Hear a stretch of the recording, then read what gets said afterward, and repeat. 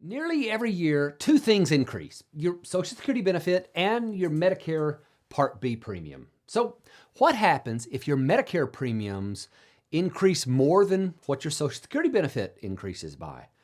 Can you actually see a decline in your monthly Social Security benefits? Well, the answer is yes, if you're not covered by a special rule, and I'm going to explain that in today's video. So stay tuned.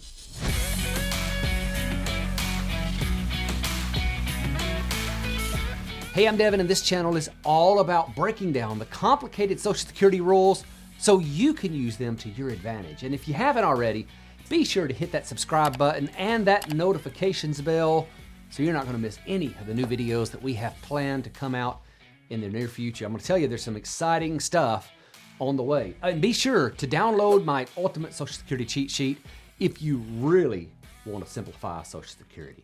So every year when I talk about the annual Social Security cost of living adjustments, I always see comments that suggest the Medicare Part B premium, which comes out of your Social Security check before it's sent to you, will increase to the point where the cost of living adjustment will have no effect and this individual's benefit won't increase at all. Some even think that their benefit will go down because of these increased Part B premiums. So I wanted to take just a moment and talk about a special rule that protects most people from these increases. And towards the end, I'll tell you who is not protected under this rule and how you can get protected if you see big premium increases coming. So this rule is commonly referred to as the hold harmless provision, but the official title is the variable supplementary medical insurance premium. Now we'll just call it hold harmless provision in this video. Before we dive into how this rule works, let's look at the basics for just a moment and make sure we all understand how benefits and Part B premiums work together. And just a side note here, for simplicity's sake and to keep from getting too convoluted, we're not looking at Part D premiums here. The rules for that are a little different. Okay, if you are 65 and own Social Security, your Medicare Part B premiums are automatically deducted from your check before it's ever deposited into your account. Now, if you're 65 and not drawing Social Security, you're receiving a bill for Medicare, and that's coming most likely quarterly and possibly even monthly. For example, if your 2019 Social Security benefit is $1,500 and your Medicare premium is $135.50, which is the 2019 Part B premium, your net benefit would be $1,364.50. Now, in October, the annual changes were announced, and Social Security benefits went up by 1.6%. So on a $1,500 benefit, that would be a $24 increase, which would take it to a total of $1,524. Just a few weeks later, the announcement came out that monthly Part B Medicare premiums would increase by $9.10, thus driving up the total premiums to $144.60. This means that the net Social Security benefit would increase to $139.70, which is an increase of $14.90 per month. But what would happen if Social Security benefits didn't increase at all, but Medicare premiums did? And this is possible because the Social Security cost of living adjustment is based on the Consumer Price Index, and Medicare premiums are calculated to where the premium coming in covers 25% of the program cost. So they're not always joined together. So if we saw Social Security benefits not increase and Medicare premiums did, would that result in getting a lower Social Security benefit than you did in the prior year? Well, the short answer is not for most people.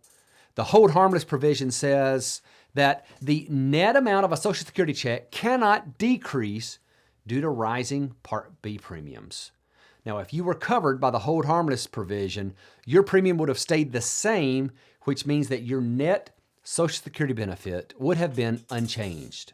So that's the basics of the hold harmless provision, but this still leaves the big questions of who is covered and maybe even one you haven't thought of. And that's what happens in the next year after the hold harmless is activated. Will the premiums go up then? Well, I'll cover who is and is not covered by this rule in just a moment. But the other thing to remember about the hold harmless provision is that it doesn't permanently reduce your monthly Medicare premiums. If a future year increase to Social Security benefits exceed the increase in Medicare cost, then you're going to have to make up the difference with additional Medicare premium boost that you were able to just temporarily avoid because of that hold harmless rule. Now I want to walk carefully through an example so you'll see exactly how this would work. Let's assume that in 2020 your Social Security benefit is $1,500 and you are paying $144.60 in Medicare premiums. This would give you a net benefit of $1,355. So let's say that inflation is flat and there is no benefit change to Social Security benefits from 2020 to 2021. However, the Part B Medicare premium did increase by $20 all the way up to $164.60. Now, since Social Security benefits didn't increase, but Medicare premiums did, it would seem that your net Social Security benefit would go down. But this is where the rule kicks in and your premium would stay the same, with the end result being that your net benefit would also be the same. But in the next year, things are flip-flopped. Inflation is higher and Social Security benefits increase by 3%. But Medicare premiums don't increase at all. In this case, they'd look at the prior year's increase to see if it would cause a reduction in your net Social Security benefit. Since it would not, your Medicare premium would increase to catch up with the prior year's increase. Now, when looking at these scenarios, there are thousands of possible combinations that we could run, but the important thing to remember is that your net benefit cannot decrease, but eventually those Part B increases will probably work their way into your benefit. So who is not protected by the hold harmless provision? Well, there are two distinct types of individuals who are not covered.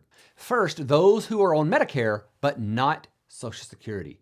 The rules say that you have to be entitled to benefits for the months of November and December and have your Medicare premiums deducted from those benefits to qualify for the hold harmless rule. Otherwise, your Medicare premium is going to increase to whatever it has been set for the new year. The second group of individuals is those who have been classed as high income and are subject to the Income-Related Monthly Adjustment Amount, or IRMA. Now, this is based on a 2-year lag in modified adjusted gross income, and thankfully, we are seeing these thresholds for the IRMA increase again in response to inflation.